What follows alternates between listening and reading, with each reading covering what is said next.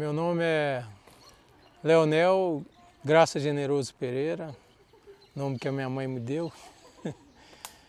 E eu nasci em 1956, já tem alguns anos, em Minas Gerais, Sabinópolis, na terra que meu pai nasceu. Ele foi estudar no Rio, largou o seminário, foi estudar medicina no Rio, depois voltou para a terra dele para ser político, né? E aí ele trouxe um bocado de famílias que conviviam com ele no tempo da faculdade para poder governar a cidade lá. Se elegeu prefeito, aí fez uma série de programas na época muito revolucionários, 1953, 54. Ele trabalhou saneamento básico, construiu o hospital da cidade, fundou escola até o 2º grau, levou professores, advogados, engenheiros. Quase que ele consegue tornar a cidade autossuficiente em energia com a captação, uma pequena captação num funil de água que tinha natural lá, mas na época o governo federal não deixou, era proibido captar por conta, tinha que captar, só o governo podia captar, então o governo federal, então ele não foi autorizado. Aí eu vivi até 4 anos nessa cidade. Aí passamos uma temporada no Rio de Janeiro, que minha mãe era de lá, enquanto meu pai veio para Brasília para ser chefe de gabinete do ministro do Trabalho, que na época era o Franco Montoro. Aí, quando foi em 61, ele chamou a família, que ele já tinha conseguido se instalar, né? Tinha um apartamento à disposição, aí chamou a família e nós viemos para cá. Então eu cheguei com 5 anos aqui em Brasília em 1961, né? Era um mar de poeira vermelha, né? Eu morei na 306, ele comprou um apartamento na 305, enquanto terminava de construir a gente morou na 306. Muito interessante ter crescido com essa cidade, ter convivido com o Cerrado desde menino e infelizmente vendo esse Cerrado se afastar cada vez mais da cidade com o tempo, né? Isso é uma coisa que hoje a gente está vendo os reflexos disso. E, bom, eu sempre fui um cara assim que gostava um pouco das coisas alternativas, né? Meu pai me criticava muito porque eu ficava receitando planta medicinal para os outros e não estudava medicina, ele não se conformava com isso. Já eu não estudava medicina porque eu não queria passar minha vida dentro de um hospital. Eu queria alguma coisa que eu trabalhasse ao ar livre, né? Por isso que um dos motivos pelo qual eu estudei agronomia, né? Não deu muito certo não, porque eu acabei trabalhando muito tempo no governo, na burocracia, mas pude viajar muito, conhecer muitos lugares, muitos projetos, muitas coisas e acho que o meu saldo profissional é positivo, né? Então, desde a adolescência, quando eu comecei a despertar para as questões políticas e tudo, que eu comecei a lutar pela questão ambiental e pelo resgate do conhecimento das coisas tradicionais e as coisas do Brasil, né? Sempre quis viajar muito, eu terminava as férias, eu terminava as aulas, no primeiro dia de férias eu já estava viajando. Com isso eu pude percorrer o país, né? Fui no Peru, na Bolívia, porque meu pai oferecia na época uma viagem ao estrangeiro para quem terminasse o 2º grau e fosse entrando para a faculdade, né? E todo mundo foi para os Estados Unidos, meus irmãos, eu não quis não, eu era meio comunista, resolvi conhecer a América Latina. Aí montei lá no trem da morte e lá fui eu conhecer o Peru, a Bolívia, depois o Peru, subi pelo Mato Grosso, né? Fui sair do Rio de Janeiro, subi pelo Mato Grosso, fui até Cusco, Machu Picchu, e depois eu fui para Lima, passei por Ayacucho, Huancayo, aí fui para Amazônia, né? Iquitos, na Amazônia. Aí desci o Rio Amazonas até Belém, isso em 76. Descemos de várias formas, descemos remando, uns 400 quilômetros primeiros remando, depois fomos pegando barco cada vez maior até chegar em Belém, né? De Belém atravessamos o Nordeste, fomos para o Fortaleza, Bahia, voltamos no Rio de Janeiro. Foi uma grande volta pela América Latina que muito me enriqueceu a minha visão de povo, e eu me senti muito bem tratado em todos os lugares que eu fui, né? Então eu senti uma irmandade com a comunidade latino-americana, né? Então sempre tive essa preocupação com isso, as coisas. Vários episódios aconteceram nessa viagem que me fizeram firmar essa identidade com a América Latina, né? Que inclusive eu acho que hoje em dia a América Latina está carecendo de um sonho, né? Porque muitas das mulheres bonitas estão engordando demais porque estão comendo muita porcaria que antes não comiam, né? Bebendo muito refri, comendo muito Elma Chips e bebendo cerveja, estão engordando. Então a visão, o mito da mulher brasileira está ficando meio capenga. O futebol, os alemães destruíram o nosso mito de futebol, que está se recuperando de novo aos pouquinhos. Então a América Latina está carecendo de um mito, né? Para que ela possa trabalhar por ele. E a Marina disse que esse mito desse continente, que o mito da Ásia é a tradição, da África é a ancestralidade, dos Estados Unidos é ser a polícia no mundo, e da Europa são os direitos humanos, e da América Latina, segundo o que ela pensou, o mito da América Latina é a sustentabilidade. Talvez nós possamos ser as pessoas, podemos ser o continente que vai demonstrar para o resto do mundo o que é viver sustentável. É um sonho, né? E os sonhos são sempre importantes para a gente continuar vivendo e transformá-los em realidade.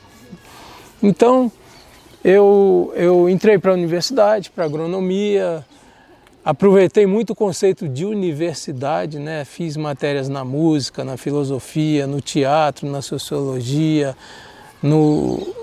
vários campos da universidade, explorei o máximo que eu pude o meu tempo na universidade.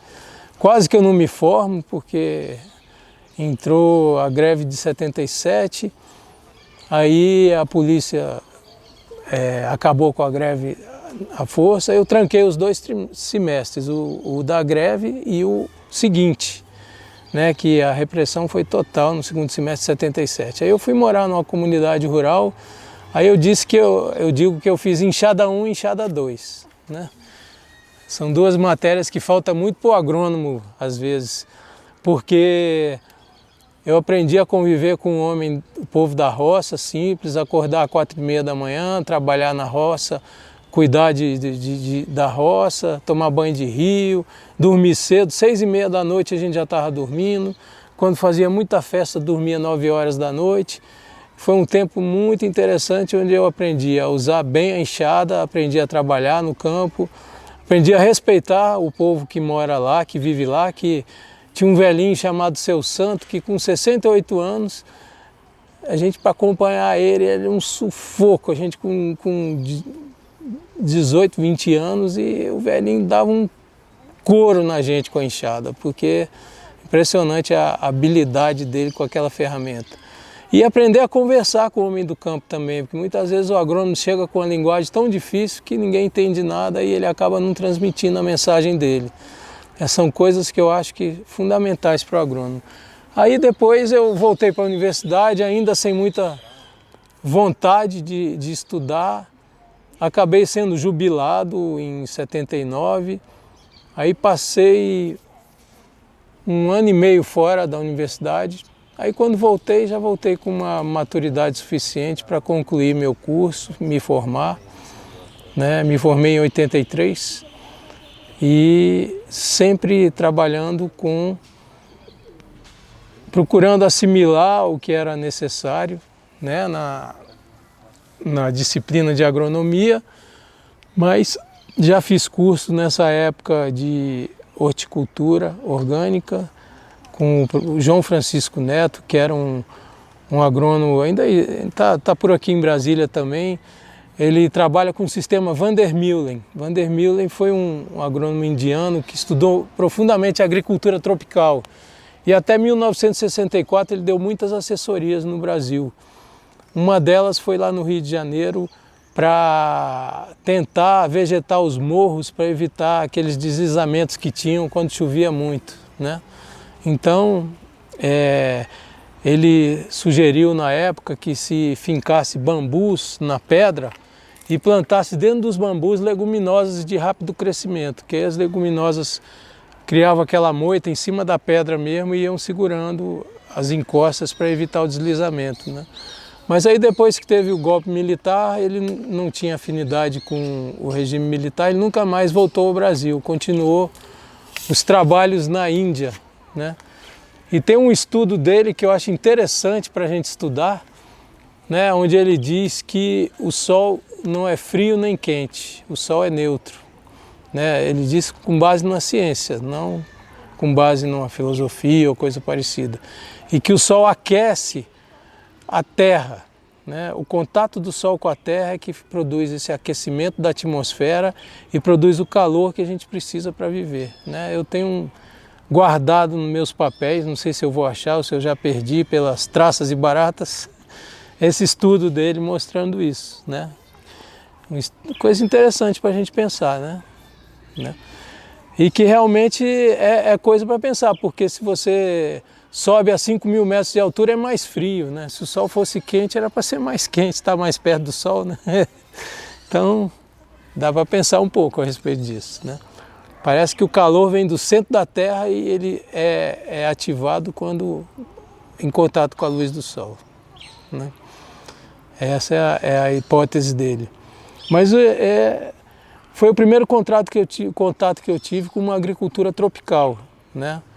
Depois eu também fiz um curso com o mesmo João Francisco de agricultura orgânica, capoeiramento com leguminosas, sistemas de plantio consorciado com os alimentos com leguminosas para poder manter a fertilidade do solo e trabalhar uma agricultura tropical onde o solo nunca fica exposto ao sol, está sempre sombreado e procurando imitar o que a floresta faz, né? Depois eu entendi isso melhor quando eu tive no EBA, Encontro Brasileiro de Agricultura Alternativa, o 4º EBA em Cuiabá, que foi um dos últimos. Teve outros depois, mas não tão fortes como esse, né? E nesse EBA, o professor Ricardo Abramovay, de Campinas, contou a história da Revolução Verde, onde ele explicou que as grandes corporações produziram muitas novas invenções para a guerra, né? Principalmente no campo das armas químicas e da mecânica, para os tanques e máquinas que pudessem andar em qualquer terreno e fossem resistentes. Quando acabou a guerra, essas indústrias ficaram pensando, e agora, o que a gente faz com isso tudo, né? Vamos falir aqui. Aí pensaram, já sei, a agricultura, né? Vai ser o nosso novo campo de trabalho. Aí transformaram os tanques em tratores e transformaram as armas químicas em agrotóxicos, né? E aí começaram a comprar os bancos de semente do mundo, né? Privatizar esses bancos de semente e aí a produzir híbridos, né? Por exemplo, a Índia tinha 3.000 variedades de arroz diferentes. Cada vale tinha o seu tipo de arroz, né? Os caras recolheram tudo no banco de arroz das Filipinas e passaram 3 híbridos para os indianos, né, plantarem, né? Aí uniformizaram todo o plantio de arroz. Se desse um problema, o problema era geral. Antigamente não, como cada lugar tinha sua variedade, às vezes com uma produtividade um pouco menor, mas com muito mais segurança alimentar, né? E assim eles foram fazendo pelo mundo, recolhendo sementes e produzindo híbridos e deram bolsas de estudo para agrônomos no mundo inteiro irem para os Estados Unidos aprender essa nova ciência. E eles foram e voltaram para os países arrotando conhecimento e desprezando todo o que se desenvolvia a nível local. Por exemplo, as adubações verdes, o uso das leguminosas, a agricultura tropical em geral, que tinha um grande expoente na época chamado Arthur Primavesi, que ele inclusive morreu em circunstâncias não muito esclarecidas, né? E a mulher dele, né? E ele tinha uma máxima que dizia o seguinte: não existe doença vegetal sem prévia deficiência mineral, né? Essa é o preâmbulo do livro que a esposa dele, a Ana Maria Primavesi, continuou com a obra dele, e um dos grandes sínteses da obra dele é o livro Manejo Ecológico do Solo, que hoje está esgotado, infelizmente, precisa ser reeditado, porque aquilo qualquer pessoa que queira conhecer da ciência agrária tem que entender aquilo que está escrito naquele livro, né? E aí a professora Ana Primavesi continuou com o trabalho dele. E aí, nesse EBA de Cuiabá, eu conheci ela, fiz um curso com ela, um cursinho, mini curso de extensão. Conheci o Hiroshi, né? Convidei ele para vir a Brasília, aí ele veio morar em Brasília, o Hiroshi, né? Construiu algumas coisas com construções alternativas, solo-cimento, ferro-cimento. Aprendi com ele a fazer biodigestor e tanque de ferro-cimento, né? Fizemos alguns treinamentos. E aprendi com o curso dele de agricultura ecológica muita coisa, muitas bases do que me serviu para o resto da vida, né? Ele trabalhava muito a questão assim, que o alimento hoje o restaurante não restaura mais, né? A refeição não refaz, né? Porque existe uma fome oculta. Você abre a geladeira, você procura alguma coisa para saciar a fome que você está sentindo e você não acha, porque os alimentos estão ocos, né? Então essa questão do alimento oco ele trazia muito, e é justamente pela deficiência mineral, né? Pela lavagem das terras tropicais. Por quê? Porque com essa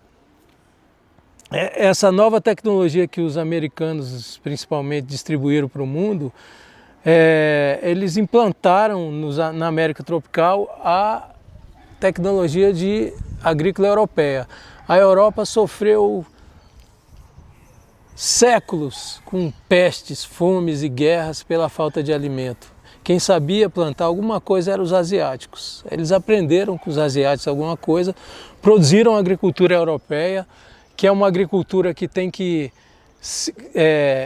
o solo lá é coberto 8 meses por ano por neve. A vida deixa de existir. Aí quando chega a primavera, o solo começa a aquecer devagarinho, porque o sol lá não é tropical direto, é transversal, né? É assim, é mais frio.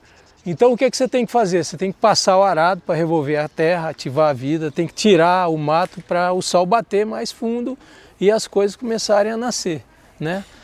E aí, se você usar essa lógica no solo tropical, você destrói tudo, porque aqui a natureza está mostrando, é tudo coberto por floresta, porque a vida acontece o ano inteiro, não tem 8 meses de férias não, entendeu? É o tempo todo bicho nascendo, planta nascendo, morrendo e se tornando matéria orgânica e sendo reaproveitado, e esse ciclo não para nunca. Então, a natureza faz o quê? Ela protege a terra do sol, né? Para que o sol seja aproveitado na fotossíntese, chegue filtrado até lá embaixo, produzindo a vida do jeito que ela tem que ser produzida. Aí os caras exportaram a agricultura da Europa direto para cá e começaram a revirar o solo, começaram a usar agrotóxicos altamente solúveis, né? E gerou o que nós vemos hoje, né? 8 toneladas por hectare de solo perdido a cada ano, né? Que vai para a água, vai para o mar e perde, né? Aí o Hiroshi trouxe algumas ideias interessantes. O professor Antunes, por exemplo, que era um químico paulista, ele pegou, existe uma corrente que vem da Antártida, né? Que é a ressurgência, é o CAR, né? É uma sigla que agora eu não estou lembrando, é em inglês, né? São as águas frias da Antártida, vem beirando a costa brasileira pelo fundo do oceano. Quando chega em Arraial do Cabo, o Arraial do Cabo é muito pronunciado, ela não vai em frente. Aí ela ressurge em Arraial do Cabo, né? Por isso que lá é muito fria a água e rica de peixe. 80% da sardinha que existe, que é pescada no Brasil é em Arraial do Cabo, né? Porque é uma água fria que ressurge e aí na água fria o sal se precipita, então os outros minerais podem interagir mais com a vida. Aí ele ia lá, pegava num caminhão tanque essa água, levava para o laboratório dele em São Paulo, passava por um processo de saturação para tirar o resto do sal que tinha, depois entrava com filtros catiônicos, passava a água por esses filtros, eliminava os metais pesados e os radioativos. Aí ele produziu um concentrado mineral da água do mar chamado Skrill. Ele deu o nome de Skrill em homenagem ao krill, que é aquele microcrustáceo que alimenta toda a vida do mar, né? As baleias e os peixes e tudo. E esse Skrill a gente usou muito aqui em Brasília, em vários lugares. O Hiroshi era um difusor desse Skrill. Conheci o professor Antunes, ele veio aqui, deu palestra para nós. E é um instrumento fantástico. Ele já foi-se embora, o professor Antunes, a filha dele continuou com esse trabalho, mas ainda com muita dificuldade, né? Mas ainda existe. Dá para a gente comprar o Skrill para uso humano, para uso mineral, para uso nas plantas, nos animais e nos seres humanos, né? A própria água do mar repondo os nossos minerais, né? Que a gente perde exatamente vai para o mar, né?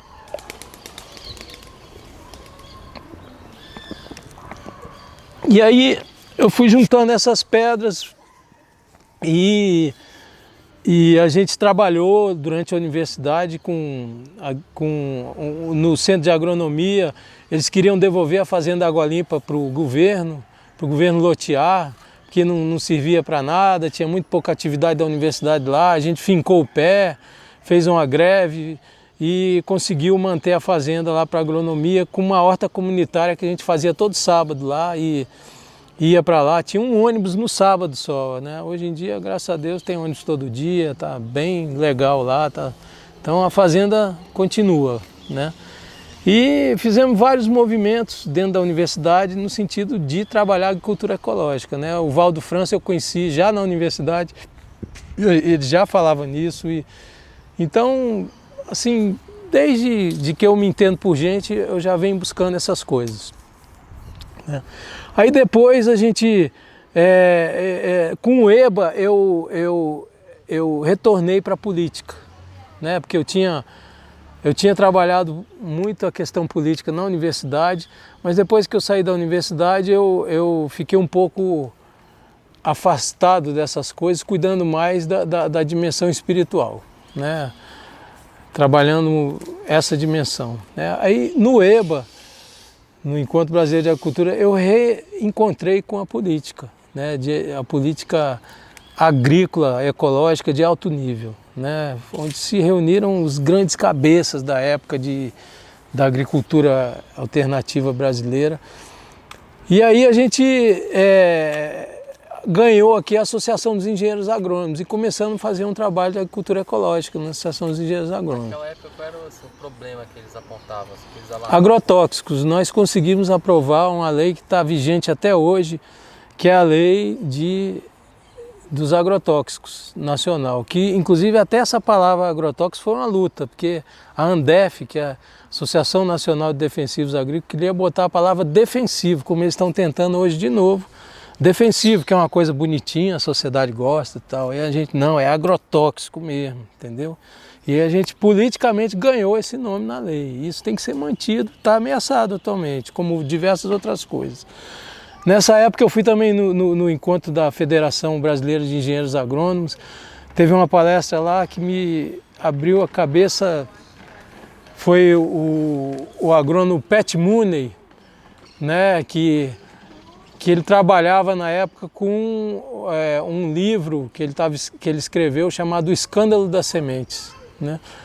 E na época, isso na década de 70 ainda, 80, ele já denunciava toda essa trama que as grandes indústrias de alimentos e de sementes estavam engendrando no mundo para comprar os bancos de sementes, comprar as empresas e tornar o mundo transgênico, né? Ele já denunciou isso, eu tenho essa palestra gravada em fita cassete, precisa até ser reproduzida novamente numa mídia melhor para não perder, porque está perdendo já, né?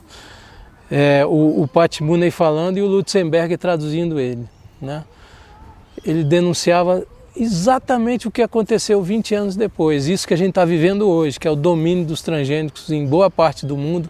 Os 4 maiores países produtores de grãos, que é Estados Unidos, Canadá, Argentina e Brasil, estão totalmente dominados pelos transgênicos. O último foi o Brasil e foi o primeiro grande erro do Lula no governo, foi aprovar a lei de biossegurança e permitindo que os transgênicos que eram clandestinos no Rio Grande do Sul, vindos da Argentina, os caras criaram um fato lá para aprovar uma lei e o presidente Lula comprou essa bandeira.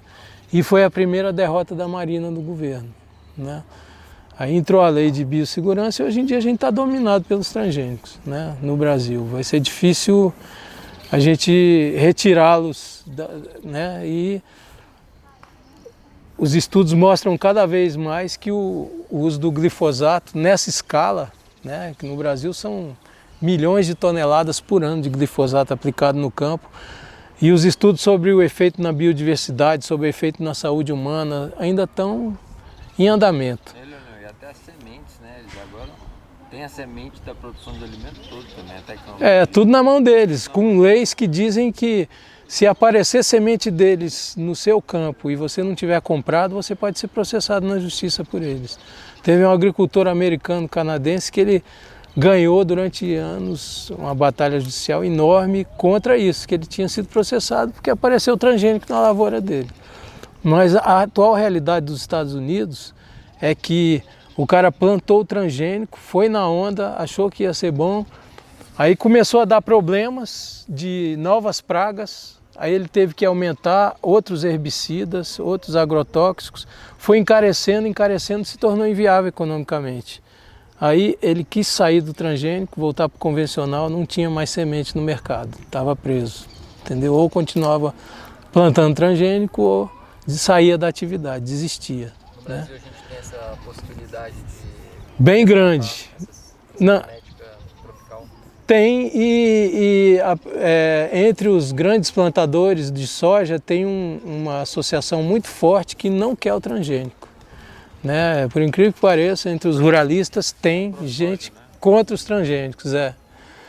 Não sei qual é o nome, mas eles são grandes, são numerosos e existe a possibilidade, algumas possibilidades da gente lutar contra os transgênicos, não só por causa dos grandes, também por causa dos pequenos e toda a luta mundial contra os transgênicos. A França proibiu o milho transgênico, né? Porque uma equipe independente fez a pesquisa, deu câncer em 80% dos ratos, né? O milho transgênico.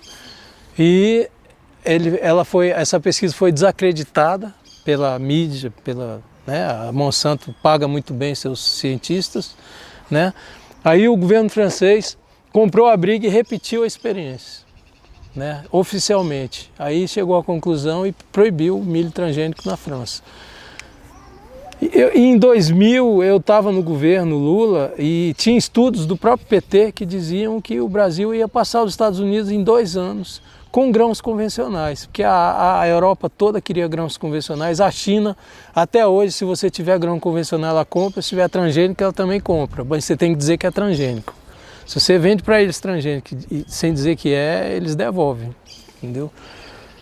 Então, se o Brasil tivesse mantido a tecnologia de soja convencional, por exemplo, estaria dominando hoje o mercado, tranquilamente, com grãos convencionais. Mas, infelizmente, houve aquela decisão do governo de liberar e, hoje em dia, difícil a gente resgatar essa possibilidade. Não acho impossível, mas tudo é possível, né? Não falta tecnologia para nada, essa é a minha posição. Falta política e vontade de fazer.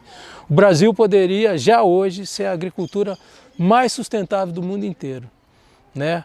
Nós temos tecnologia para fazer, inclusive, grandes plantações com sustentabilidade, né? Usando faixas tem essa tecnologia, agricultura, lavoura, pecuária, floresta da Embrapa. Eu acho que ela ainda não é, para mim, o melhor, sabe? Já é um avanço, mas ainda não é o melhor, porque ela garante ainda que o mercado de agrotóxicos e adubos químicos fique bem ativo, que é a segunda pauta de importação brasileira, é agrotóxico e adubo, né? Então, esse povo é muito poderoso e quando você vem com uma tecnologia que começa a dispensar a presença deles, eles agem contra, né? Que nem a indústria do petróleo. A indústria do petróleo faz tudo que pode para impedir o carro a hidrogênio, o carro a água, né? E o carro elétrico, que já é uma realidade, o carro, né? Então, é uma indústria, hoje em dia tem um dado de que cada carro fabricado tem um ocioso no mundo, né? E eles continuam sobrevivendo, né? Porque é uma indústria poderosa, né? Como a dos agrotóxicos, que também está ligada ao petróleo, à agroquímica. Existe tecnologia para uma agricultura genuinamente tropical em todas as escalas, grandes, pequena, média, tudo. Mesmo com né? todo esse conhecimento, hoje a realidade, né, no campo, no nosso território, vamos dizer assim, é uma realidade lastimante, né? Não sei se você concorda comigo em relação à preservação das áreas, né? É terrível. Todos os biomas. Nós temos regiões imensas no Brasil que já foram altamente prósperas, abandonadas pelo desgaste do solo, né? Civilizações na história do mundo, a maioria delas que entrou em declínio foi por falta da fertilidade. Acabaram com a fertilidade, começou a produzir a fome e aí eles não resistiram à revolta popular e a tudo que eles tinham construído. E o Brasil atualmente tem entre 20 a 30 milhões de hectares de áreas abandonadas, sem produzir nada, pastos degradados, lavouras degradadas, né? Isso gera duas possibilidades. A primeira é que você não precisaria mais cortar nem 1 hectare de floresta nativa para produzir o que a gente precisa e que pode vender para o mundo de alimentos, né? Você teria que recuperar as paisagens degradadas, né? Que é onde eu quero chegar no final dessa conversa. E segundo, é que o Brasil tem quase ainda 50% da paisagem, da vegetação nativa em pé,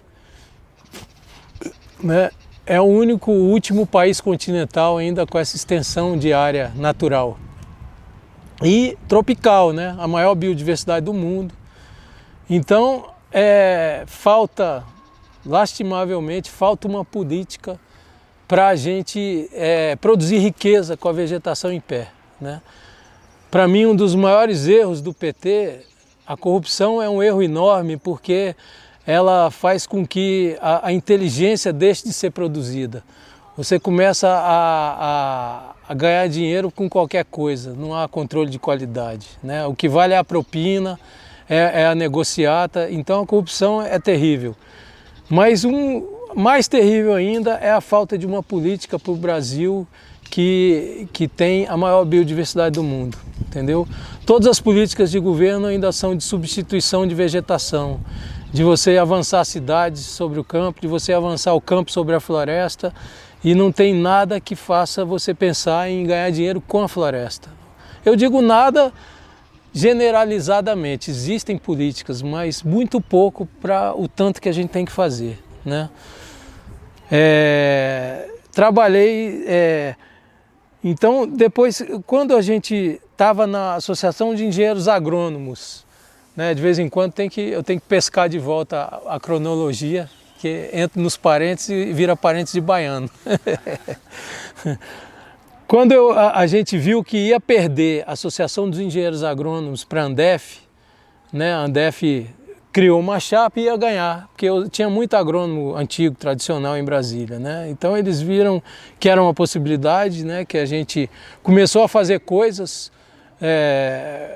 no comando da Associação dos Agrônomos, eles viram que eles podiam fazer também do lado deles, aí resolveram ganhar a associação. Aí a gente viu que ia perder a próxima eleição, a gente se preparou para se retirar, organizou o primeiro encontro de agricultura alternativa do Distrito Federal, trouxe aqui a Primavese, o padre Justino Orbens e várias pessoas que eram nome importante na época, e nesse encontro de agricultura alternativa do Distrito Federal, nós criamos a Associação de Agricultura Ecológica do DF, a AGE-DF, né?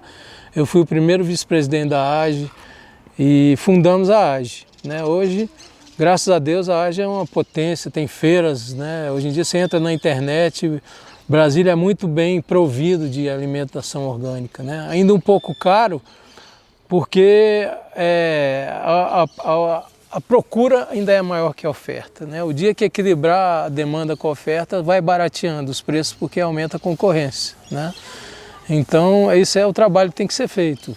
E o Brasil já podia ser todo orgânico, eu digo isso sem ser um sonhador e sendo sonhador também, não tem problema nenhum com isso, mas temos tecnologia para isso, é questão política. E para os agricultores ganharem dinheiro, não é ficar só fazendo fantasia não, né? Porque quem está trabalhando com a agricultura orgânica está ganhando dinheiro, né?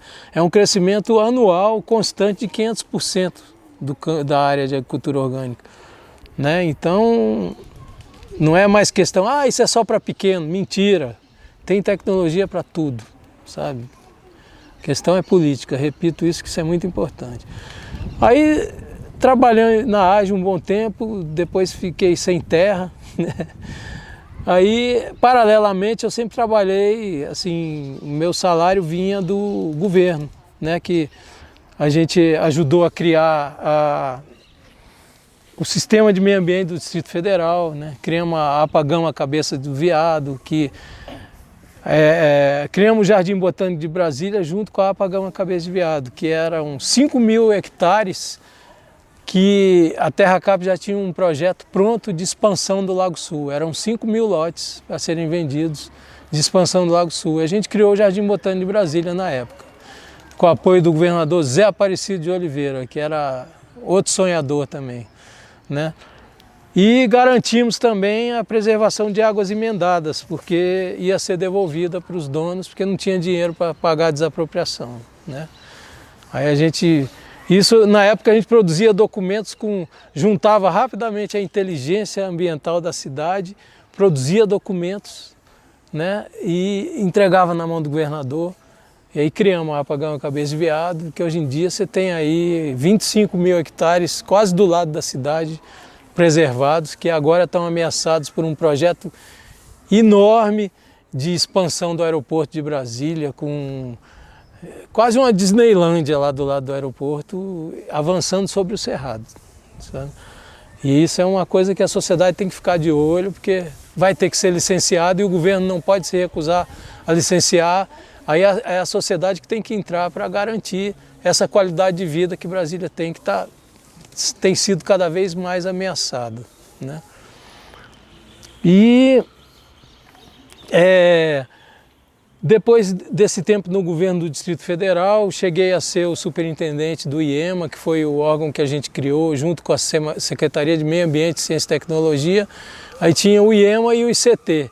O ICT herdou o acervo do ITA, que é o Instituto de Tecnologia Alternativa, que tinha no tempo do Zé Aparecido, que criou alguns programas interessantes, como Mãos ao Barro, da Maria do Barro em Braslândia, que trabalhava exatamente com bioconstrução naquela época, a farmácia do Seu Beija, de plantas medicinais, o hospital, lá em Braslândia também, o Seu Beija era um farmacêutico que tinha um terreno e ele quis doar esse terreno para o governo e foi feita a farmácia verde do Seu Beija, né? Ele levou quase 10 anos para conseguir doar o terreno para o governo. A coisa mais difícil que tem é doar alguma coisa para o governo. É uma burocracia infernal. Hoje em dia não tem mais, acabou o Seu Beija, o projeto acabou o Mãos ao Barro, da Maria do Barro, e sobreviveu o Hospital de Planaltina, que até hoje trabalha com plantas medicinais, é daquela época também, né? Tá lá o hospital, um trabalho maravilhoso. E fizemos várias coisas na cidade, trouxemos o professor Enéas Salati para trazer algumas formas de alternativas de tratamento de esgoto. Naquela época a CAESV rejeitava profundamente qualquer alternativa, porque eu acho que diminuía custo de obra e, né, as margens de manobra diminuíam, sei lá como era, mas era difícil a gente emplacar essas coisas. E teve alguns secretários naquela época que bancaram essas coisas, né? O Washington Novaes foi um deles, né? E por incrível que pareça, num governo Roriz, né? Que na época implantou vários programas muito interessantes. Aí depois tiraram o Collor, acabou a grana de Brasília, ele cortou todos os programas, o Washington Novaes saiu do governo, alegou problemas de saúde, saiu, aí ficou só o metrô, mais nada, acabou tudo, né? Aí, mas algumas coisas ainda continuaram. Nós conseguimos manter em Brasília um sistema de unidades de conservação. Hoje em dia, 90% do território do Distrito Federal é protegido, né? Com APAs, parques, o Parque Nacional, águas emendadas, vários parques locais. São 74 parques e 22 unidades de conservação no Distrito Federal, né? Infelizmente,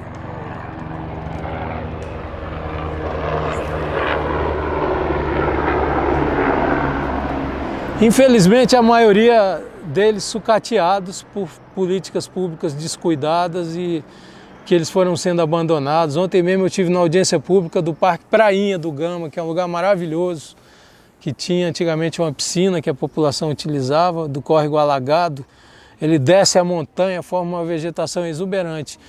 E hoje em dia tem um problema sério de poluição de esgoto pela própria CAESB e por esgotos clandestinos, que a população está se organizando para resgatar esse parque. Foi o primeiro parque de Brasília, criado pelo professor Ezequias Heringer, que foi um cara fantástico, que fundou, junto com o professor João Mugem, o Parque Zoobotânico do Distrito Federal, que cuidava da fauna e da flora. Esses caras eram tão arrojados que eles tinham planos no início de Brasília de produzir, assim, por exemplo, a pecuária aqui seria com antas, capivaras, veados,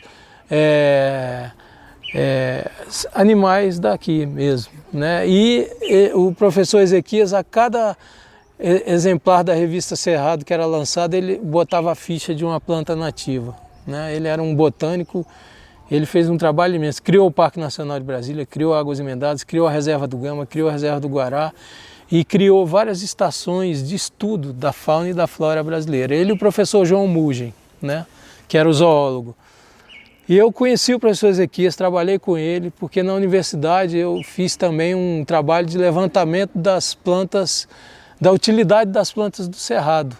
Tinha o campus avançado da UNB em Aragarças, ali Barra do Garça, Aragarças, era o grande hotel da antiga Fundação Brasil Central, que era a fundação que pensava o Brasil para dentro, né? Assim, que fez a expedição Roncador Xingu, primeira expedição de branco nas terras indígenas do Mato Grosso, né? Depois de Rondon.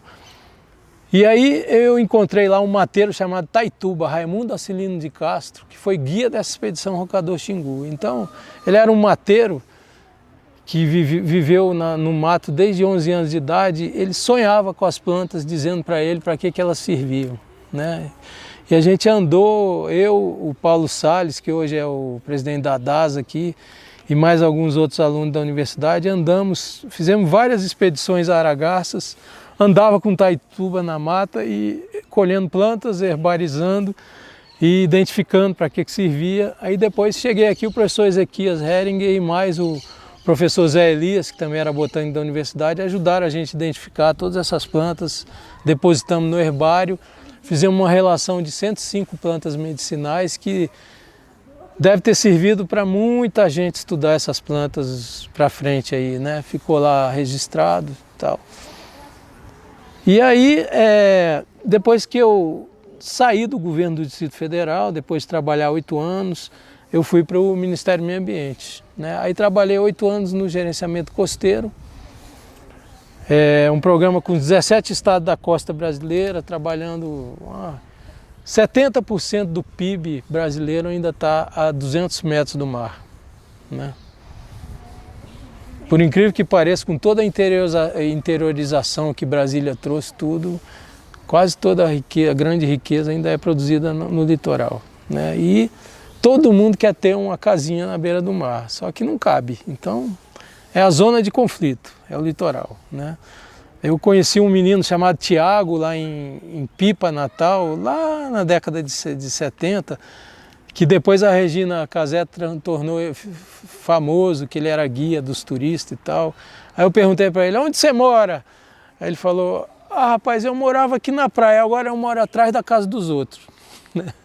Isso para mim foi uma definição completa do que foi a ocupação do litoral brasileiro, né? A gente na época viajava, né, cabeludo, curtindo a vida, descobria lugares maravilhosos, né, na maior inocência. Aí depois chegavam os imobiliários com loteamento, com não sei o que e tal. Trilhas que a gente abriu inocentemente, né, vamos dizer assim, né? E as populações tradicionais que saíram das cidades para buscar a liberdade do litoral e ter a vida que queriam, né, a terra solta, né, acabaram sendo cada vez mais colocados em espaços reduzidos, né? Porque antes eles exploravam tanto que a mão alcançava, os pés alcançavam, né?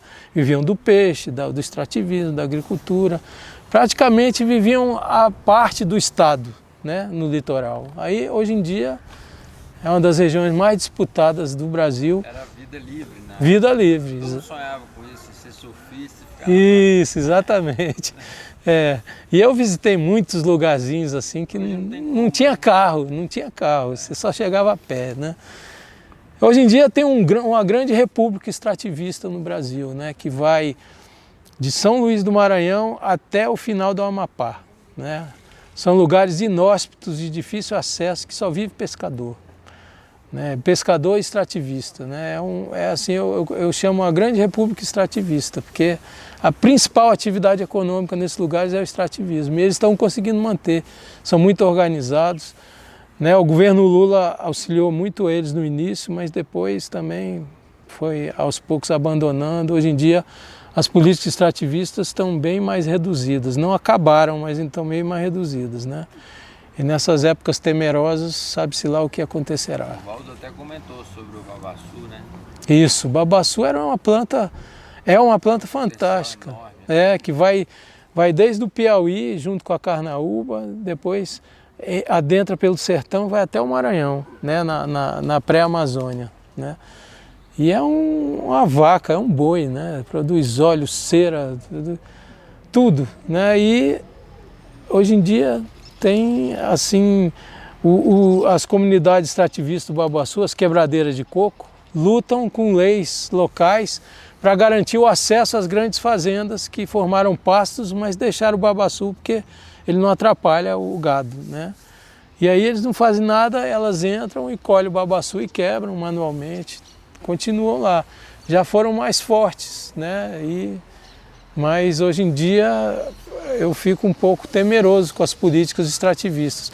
Apesar de que recentemente, nos estertores antes do impeachment, um grupo de trabalho que já se reunia há 2 anos entre o Ministério do Meio Ambiente e o Ministério do Desenvolvimento Agrário produziu uma portaria, que eu tenho a cópia, mas não lembro o número direitinho, que transformou mais de 100 plantas nativas, classificou elas para serem financiadas pela Conab, nas compras do governo, né, para incluir na merenda escolar, fazer estoque, preço mínimo, né? Então é uma política importante que passou quase desapercebida no finalzinho aí dos últimos atos do governo Dilma, mas é importante, precisa ser preservada, né? Porque sabe-se lá o que vem agora, né? Tudo é muito incerto, né? Já era antes pela crise que estava, agora sei lá. Então, em 94, eu fui convidado por um amigo, eu fazia parte de era vice-presidente de uma associação chamada Novo Encanto de Desenvolvimento Ecológico, e esse amigo fez articulações, o Edson Saraiva, né? Ele fez articulações nos Estados Unidos, foi num congresso da Aurora Foundation e conheceu algumas pessoas lá, um deles é o Jeffrey Bronfman, que tinha exatamente, através dessa Aurora Foundation, ele financiava projetos alternativos no terceiro mundo, né? E aí ele financiou a ida de 2 pessoas da Novo Encanto para fazer o treinamento em permacultura no Equador. Né? Aí fui eu e o Maciel, que é uma pessoa do Acre, um caboclo muito empreendedor, que nós fomos representando o Novo Encanto. Ele era o vice-presidente do Acre, eu era um dos vice-presidentes nacionais. Né?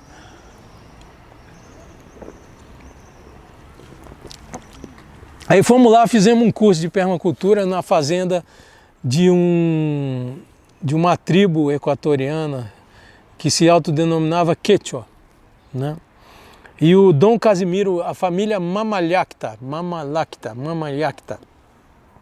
E o Dom Casimiro Mamalhacta, que era o Tuxaua da família, ele era uma 8ª geração de xamãs, né, que era responsável pela preservação da cultura de uma geração para outra. Ele recebia não sei se do pai dele ou de algum antepassado dele, essa responsabilidade tinha que transmitir para alguém, para aquela tradição da tribo ir seguindo, né?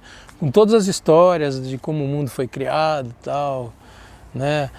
E aí eles tinham uma fundação chamada Izumangalpa Urco, quer dizer que no fim do mundo o grande jaguar vai subir a montanha, né? Mais ou menos isso.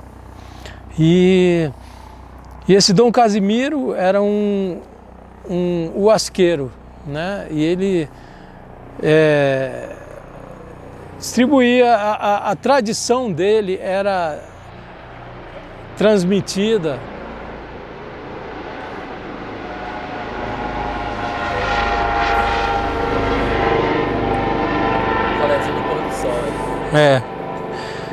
a tradição dele era transmitida através da huasca, do uso da huasca, né? E eu já estava também, já era huasqueiro, já estava na União do Vegetal desde 1980, né? E aí o Maciel, ele tinha essa liberdade para conduzir o chá, então teve uma troca cultural muito intensa, tanto da tradição huasqueira deles com a nossa, quanto da permacultura. Eram 18 países participando, pessoas de 18 países participando desse treinamento, né? Coordenado pela PAU, Permacultura América Latina, né, que era... E aí nós fizemos esse treinamento de 2 semanas lá, uma coisa fantástica. Tinham professores australianos, americanos, latino-americanos, iranianos e gente de 18 países, desde índio lá local mesmo, da própria América Amazônica, né, andina e amazônica, até pessoas da Europa, né, da Suécia, da Irlanda, e do Brasil tinham alguns. Tinha um pessoal do Ceará, né, que trabalhava lá em Sobral com permacultura, e tínhamos eu e o Maciel pela Novo Encanto, né. Foi muito enriquecedor, foi meu primeiro contato com a permacultura, né. E eu fiz a formação em PDC nessa oportunidade. E aí chegamos no Brasil, eu era funcionário público, então eu não tinha assim muito tempo para praticar a permacultura diariamente. Eu fazia o que eu podia nas minhas horas de folga, né? E tentando também introduzir nas políticas de governo. Mas tinha um cara que trabalhava no Ministério da Agricultura, que chamava Moacir Bittencourt, que chama ainda, está por aí, ainda não trabalhando mais no governo, o programa Novas Fronteiras do Cooperativismo. Aí eu passei o pacote todinho para ele, vamos dizer pacote, né, entre aspas, vamos dizer, e passei todos os contatos da permacultura no mundo, né? Aí ele, através desse programa Novas Fronteiras, ele trouxe, conseguiu convencer o ministro da época, que era um gaúcho chamado Turra, era um deputado e se tornou ministro da Agricultura, de que o caminho era a permacultura. E aí o ministro aceitou patrocinar várias formações em permacultura no Brasil. Aí ele trouxe os australianos, trouxe o Ali Sharif, que era o coordenador da permacultura América Latina, e começou a treinar. O primeiro curso foi em Cruzeiro do Sul, no Acre, depois em Porto Velho, depois em Manaus, Depois, enfim, aí começaram a se formar os institutos de permacultura. O primeiro foi o IPA, em Manaus, junto à Escola Técnica Agrícola Federal. Aí depois a gente participou aqui da formação do IPEC, ajudou a organizar um treinamento aqui. Nesse treinamento eles já procuraram o terreno para fundar o IPEC, visitaram Alto Paraíso, não gostaram muito, foram para Pirinópolis, gostaram, fundaram o IPEC. Depois teve o IPEP do Pampa. Enfim, foi formando a Rede Permacultura Brasil, né? Rede Brasil de Permacultura. E hoje em dia a permacultura está aí, né? Já virou, já tem várias correntes além da rede, vários centros praticando a permacultura. Depois teve a Marcia Hanzi, que veio da Bahia e deu um treinamento para a gente rápido, de um dia, aqui. Também nessa época, inclusive. E aí, aos pouquinhos, a permacultura vem se tornando mais uma linha de apoio, que eu acho uma das mais completas, né? Eu acho que falta um pouco, às vezes, de capacidade dos permacultores em interagir com as outras pessoas para que a permacultura cresça mais, porque ela tem respostas para quase tudo. Ela trabalha a jardinagem, a produção de energia, trabalha a arquitetura, trabalha as estruturas, o que eles chamam das estruturas invisíveis, que são as cooperativas, as formas de organização para poder os empreendimentos acontecerem. Resgata tudo que tem de bom, né? Tudo que tem de bom.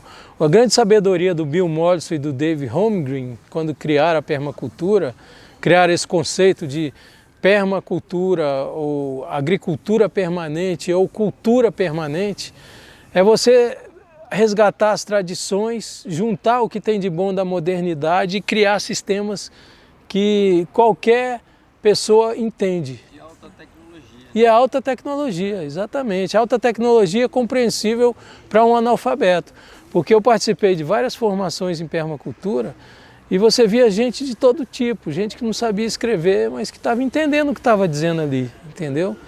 Esse é um dos segredos da didática da permacultura, muito interessantes, que ela serve para o doutor e serve também para o caboclo. Eu imagino, né? que é o único modelo que traz a resposta para sair desse modelo industrial. Cômodo que a gente tem, né? De ir no mercado e pagar caro, mas pagar só no mercado. Né? Exato, é isso. E ela trabalha exatamente isso, trabalha a propriedade, trabalha as coletividades humanas com sustentabilidade. Você usa os modelos da natureza para atender às necessidades humanas sem deixar de atender às próprias necessidades da natureza, né? Sem esgotar, né? Exato. Você usa a natureza a seu favor e acelera os princípios da natureza, faz com que eles aconteçam com mais ainda eficiência do que eles aconteceriam naturalmente. O ser humano tem essa capacidade, basta querer, de usar o que a natureza tem para ainda tornar a vida mais sustentável, né? E tem muitos exemplos pelo mundo, né? A permacultura vem crescendo e quando eu estudei a permacultura, um dos capítulos da formação lá no Equador era a agrofloresta, porque é uma das pernas da permacultura, né? É a jardinagem que eles chamam. Leonel, vocês entendem a agrofloresta como uma área do agronegócio ou não? Como é que é esse conceito para você? Olha, pode ser que chegue... Se encaixa a agrofloresta dentro de um agronegócio ou se não encaixa? Eu acho assim que a agrofloresta ela pode se tornar um agronegócio, né? Porque quando você fala em agronegócio, aí você já está colocando como foco a geração de renda a partir daquela atividade, né? E esse é um grande desafio. O Maurício Hoffman pode falar melhor do que eu disse, porque a tese de mestrado dele é sobre exatamente quanto rende uma agrofloresta em comparação com um plantio convencional, né? A gente fez um estudo lá na chácara do Romo, 80 centavos é a renda anual bruta da soja e o milho, com alta tecnologia. A agrofloresta dá R$270. Pois é, 80 centavos na agricultura convencional para R$270. Na agricultura Por quanto? Você tem um insumo, que é o custeio, que você tira 70 centavos desses 80, 60. Aí paga só 10, né? Então é uma diferença brutal, né? Por isso que a gente vê esperança na transformação da agricultura. Na verdade, a agricultura convencional, ela vive de subsídios, né? A produtividade, ela tem aumentado, mas não o suficiente para garantir a autossuficiência. Na verdade, se não é o apoio que o governo dá em políticas, que tem que ser dado mesmo, mas poderia ser dado também para as demais técnicas, né? Para que houvesse a livre escolha e quem está trabalhando sério com agroecologia pudesse ter uma renda, né, garantida, ter crédito, ter, né, todas as facilidades. O governo até cria as linhas de crédito para a agroecologia, criou, né, no governo do PT, mas os gerentes de banco não foram instruídos para avaliar projetos. Não tem um modelo de planilha, exatamente. Acha que é subsistência. Exato. Então esbarra em burocracia, né? Falta de burocracia, falta de sistemas administrativos tão eficientes quanto é o que financia a agroquímica, né? Que esse já é um sistema bastante consolidado, né, nas estruturas de financiamento do governo. Né? E a gente poderia produzir grãos orgânicos aí à vontade, bastava muito pouca transformação na paisagem, teria que ter rotação de cultura, né? Professor, por exemplo, tem um agricultor que eu não sei se ele está vivo ainda, mas na época era um exemplo, em Guaraí, São Paulo, no Cerrado de São Paulo. Ele produzia o dobro da média nacional em soja. Ele fazia rotação com milho mucuna, feijão e mais uma outra coisa que eu não estou lembrando agora. Então ele fazia uma rotação de 3 culturas na mesma terra e usando as leguminosas para fazer a adubação verde na entre-safra, no pousio vegetado, né, o chamado pousio vegetado. Você colhe, deixa a leguminosa tomar conta, depois passa o trator e começa a plantar de novo, né? Incorpora aquilo tudo, né? E ele produziu o dobro da média nacional com isso, né? Nitrogênio verde. Exato. A terra sempre melhor e ele cada vez mais dependendo menos de insumos externos, né? Ele a cada ano ia reduzindo as compras de insumos externos porque a terra estava boa, né? A Primavera tem uma frase que eu acho muito interessante que ela diz assim: quem produz praga tem mais é que usar agrotóxico, não tem outro jeito, entendeu? O cara está produzindo a praga, ele tem que usar agrotóxico. A questão é deixar de produzir praga. Depois eu conheci A verdadeira tecnologia e inteligência de agricultura está aí, né? Se você criar o colchão de fertilidade. Isso. Depender de comprar adubo importado, semente cada vez mais raro, né? R$400 um saco de milho para plantar 1 hectare, é muito dinheiro. Pois é. Fora mais R$1.000 de adubo, fora mais agroquímico, que é mais uns R$500 por hectare, então realmente dependente. Então o que acontece? Exatamente, é isso aí. A dependência é o desejo das grandes corporações transnacionais, né? Elas querem que o Brasil seja um consumidor, né, que produza no máximo grãos e minérios. Só sendo como operário, porque a renda mesmo vai toda para fora. E infelizmente o PIB industrial, né, que Getúlio Vargas diferenciou o Brasil do restante dos países da América Latina, trazendo para cá a indústria de base. E essa indústria de base gerou os insumos necessários para diversas indústrias no país. E infelizmente, em 2003, quando o PT assumiu, o PIB industrial já vinha caindo, estava em 49%. atualmente ele está em 9%. Passou a era industrial, né, praticamente. Não passou, tem que ser recuperada, porque não tem condições da gente deixar de se desindustrializar. Nós voltamos a ser produtores de grãos e minérios.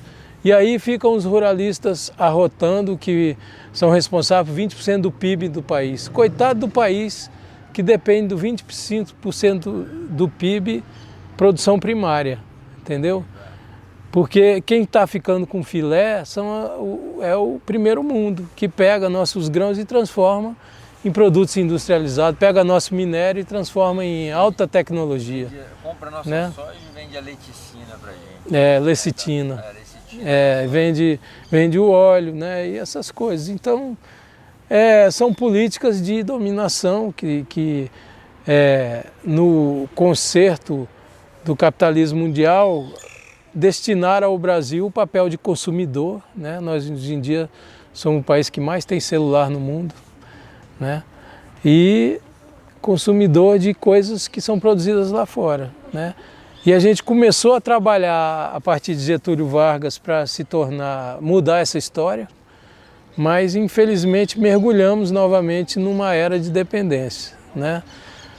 O Brasil aceitou uma parceria com a China, que foi muito cômoda por quase 20 anos, mas agora a China recolheu a economia para enfrentar a crise interna e ficamos na mão, né? Aí está aí toda essa crise porque a indústria não se renovou, não se inovou. Os industriais ganharam muito dinheiro especulando no mercado, que era mais barato você ganhar dinheiro com juros do que investindo no chão de fábrica, né, com inovação. E aí a indústria brasileira perdeu a competitividade, né? E aí você criou uma nova geração de consumidores, muito importante. Bolsa Família ter trazido essas pessoas a dignidade de poder entrar no supermercado, fazer compra, entrar numa farmácia, fazer remédio, mas não aumentou equivalentemente a produção e não qualificou o trabalhador brasileiro para ser um novo trabalhador, né? Ou um microempreendedor, ou um operário qualificado. Na academia, né? De você sair do segundo grau já podendo votar, tendo a obrigação do voto e não saber nada de política. Não saber exato.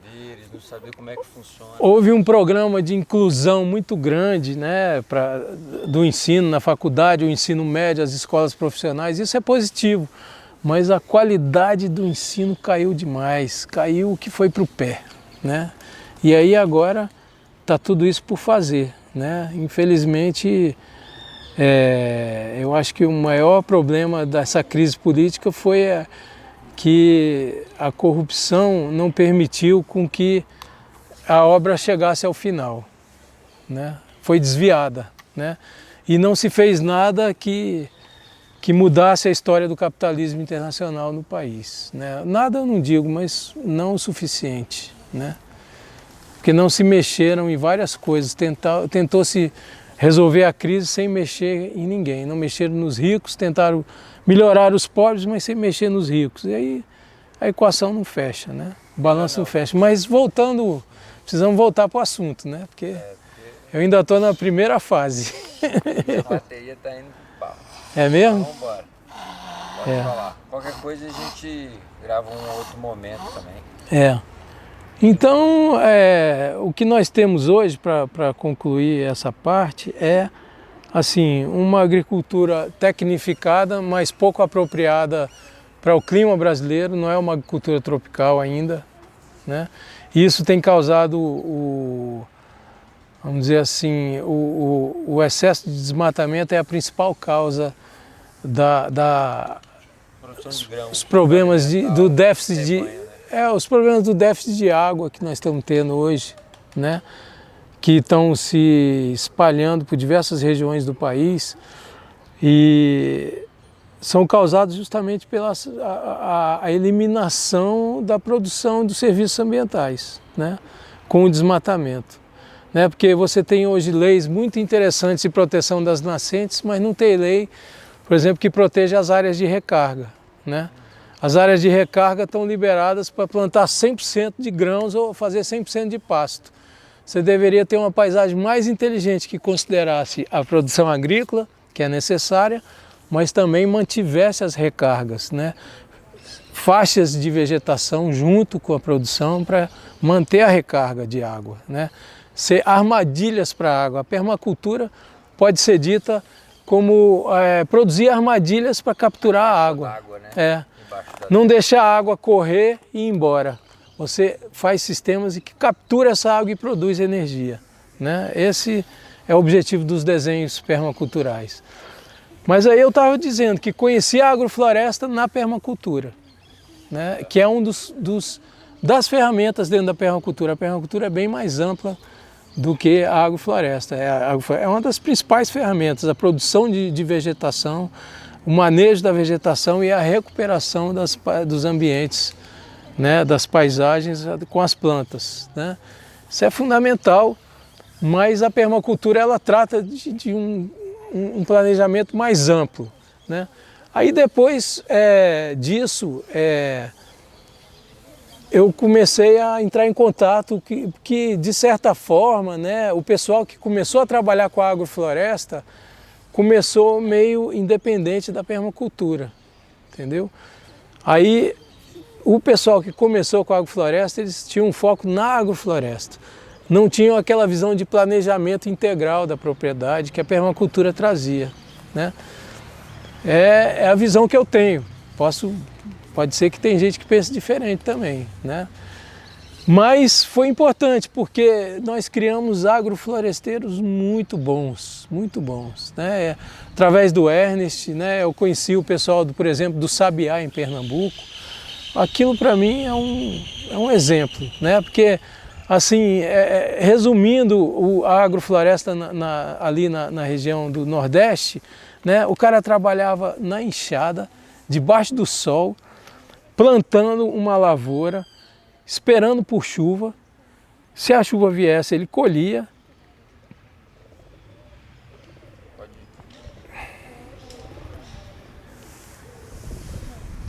Se a chuva desse tudo certo, ele colhia aquela lavoura e armazenava ela, ia vendendo ela aos pouquinhos para manter as outras coisas que a família dele precisava para viver.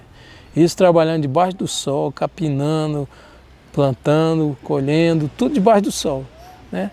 Quando veio a agrofloresta, o cara trabalhava na sombra com facão, que com a enxada você força a coluna, com facão você trabalha em pé, né?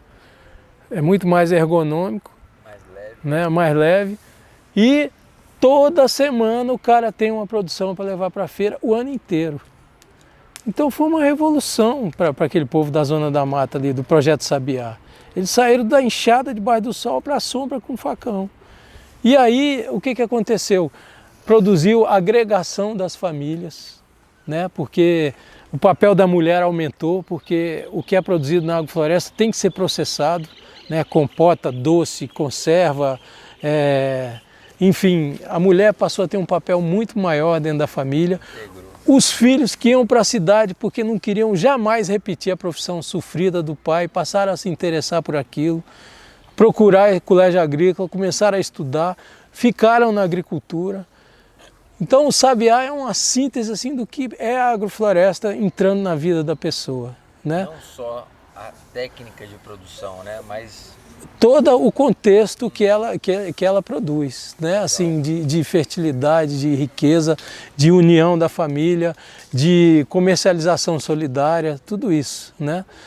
E de desenho da paisagem mais inteligente, né? Para manter os serviços ambientais. E aí eu fiz essa formação aqui com o Maurício Hoffman, né? Eu não lembro o ano exatamente, data eu não sou muito bom não, viu? 2005, né? Eu tenho lá no meu currículo anotado lá, mas na hora de falar eu não lembro bem. Foi uma formação importantíssima, porque assim, tinha o Márcio Armando também, né? Que estava também já bem ativo nessa época. Ele fez aquela vitrine lá na Embrapa, né? Onde ele estudou assim com dados com metodologia científica e mostrou as vantagens do aumento da fertilidade, aumento de quase 80% na produção de fósforo e vários nutrientes que a planta precisa, que a agrofloresta vem trazendo de novo, né? Vem neutralizando o alumínio, trazendo de volta os cátions, né? O fósforo. Não joga pedra nem semente aí não, que isso é que vai sujando o lago, né? E aí, para mim também abriu um campo novo, né? Eu já vinha com a permacultura, assim, detalhou mais essa prática dentro da permacultura, que é a agrofloresta, né? Que eu não tenho problema nenhum assim dizer o que é mais importante, se é a permacultura, tudo cabe, sabe? Inclusive, quando eu estava no Ministério do Meio Ambiente, a gente começou a trabalhar a legislação brasileira de agricultura orgânica. Eu fui durante quase 10 anos representando o MMA na Câmara Setorial de Agricultura Orgânica. A gente foi construindo a lei, eu fiquei responsável pela parte do extrativismo orgânico, coordenei a legislação de extrativismo orgânico. Começamos a trabalhar as plantas não madeireiras para produzir manuais de boas práticas, né? Porque é difícil certificar produtos não madeireiros, né? Cada um é um, né? O coco do babaçu é um, o buriti é outro, a mangaba é outro e assim vai. Então a gente optou por boas práticas, né? Então planejamos a confecção de manual para quantas espécies for necessário, né? Só que interrompeu um pouco esse trabalho dentro do Ministério do Meio Ambiente, eu não sei quantos manuais eles produziram. Eu sei que o MAPA fez o dever de casa dele direitinho e produziu 13 manuais, né? Eu tenho até em casa, ganhei de presente do Rogério, que é o coordenador lá de agroecologia. Tem manuais muito interessantes, boas práticas de extrativismo ecológico. E quando a gente fez a lei de agricultura orgânica, a gente fez questão, lutou para não excluir nenhuma corrente, entendeu? Todas estão contempladas na lei, permacultura, biodinâmica, agricultura ecológica, agricultura orgânica, agricultura, qualquer nome que você queira dar está incluído. Como é que foi dada essa inclusão da agrofloresta no novo Código Florestal? É porque precisava encontrar uma forma de trabalhar a recuperação das APPs e das reservas legais, né? Porque o novo código ele tem muitos problemas, né? Eu votei contra o novo código, trabalhei, né? A Novo Encanto foi a ONG que mais conseguiu assinaturas contra o novo Código Florestal no Brasil, né? Ela se mobilizou mesmo na época e a gente trabalhou contra o novo Código Florestal pelos prejuízos que ele causa, a anistia aos crimes passados e a redução das áreas protegidas, tudo isso. Mas ele tem um lado muito bom que ele ordenou melhor a recuperação do que é obrigado a ser recuperado, entendeu? Com o CAR e as outras coisas, né? E aí tinha que encontrar uma forma de garantir uma certa flexibilidade na recuperação das APPs, para que os pequenos agricultores pudessem recuperar produzindo.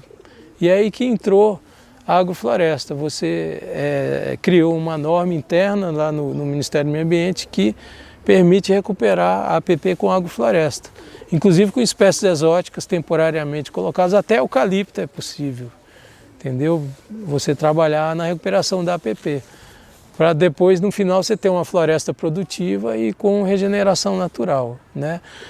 Já avança bem o conceito, porque a agrofloresta ela trabalha com manejo permanente, né? E a legislação ela diz que uma hora você tem que parar de manejar e deixar que a floresta continue trabalhando naturalmente. Mas se você vai numa propriedade com o manejo de agrofloresta, você vê que é um ambiente muito mais rico, inclusive, que o próprio ambiente natural, né? Isso às vezes é uma guerra com pessoal mais da área de ecologia, porque essa é uma realidade, né? E o que acontece é que, por exemplo, os Axaninca moram lá dentro da floresta, lá nas cabeceiras do Rio Jordão, lá no fim do mundo, não tem impacto nenhum. Só que eles estavam passando fome na floresta.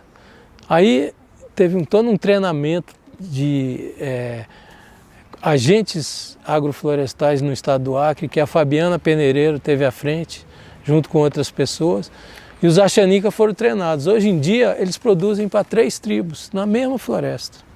Esse é o segredo da agrofloresta. Você acelerar os sistemas naturais, porque a floresta faz o quê? Ela seca, né, e cai e produz a matéria orgânica naturalmente, abre clareiras para que as plantas que não tinham chance de crescer, cresçam naquela oportunidade que a clareira foi aberta. E aí você vai produzindo a sucessão natural. As plantas de ciclo mais rápido morrem, se transformam em matéria orgânica e as plantas de ciclo mais lento vão crescendo e ocupando espaço. E aí vai. Com a agrofloresta você acelera isso, porque você poda, né? Então um ciclo que é natural, você torna ele mais rápido, porque você traz de cima para baixo o que a natureza faria naturalmente. E enriquece o ambiente com plantas, uma coleção de plantas que trabalham mutuamente a criação da floresta. Plantas de ciclo rápido que criam as de ciclo mais lento, e aí você produz uma floresta com muito menos tempo do que uma floresta natural, né? Esse é o segredo da agrofloresta, você usar o que a natureza faz a favor do homem. A permacultura também diz isso, né? Você pega um ambiente, às vezes, natural, enriquece ele com a permacultura, torna ele produtivo para muito mais gente, né? O homem pode ser também um jardineiro da natureza. Os animais já são, né? Como os animais já são, né? Na permacultura, os animais são considerados os elementos móveis do sistema, né? Eles, junto com a água, né, eles dão a mobilidade, eles comem uma semente aqui, cagam ali, aí vão adubando, vão tal, então eles mobilizam o ambiente, né? Eles levam a fertilidade, transportam a fertilidade. São fundamentais os animais no sistema, né? E aí você olha hoje em dia os estudos climáticos mostrando, por exemplo, que daqui até o norte, até a Amazônia, nos próximos 10 anos, todos os rios vão estar abaixo da vazão crítica. Isso significa o quê? Que as hidrelétricas não vão funcionar uma boa parte do ano.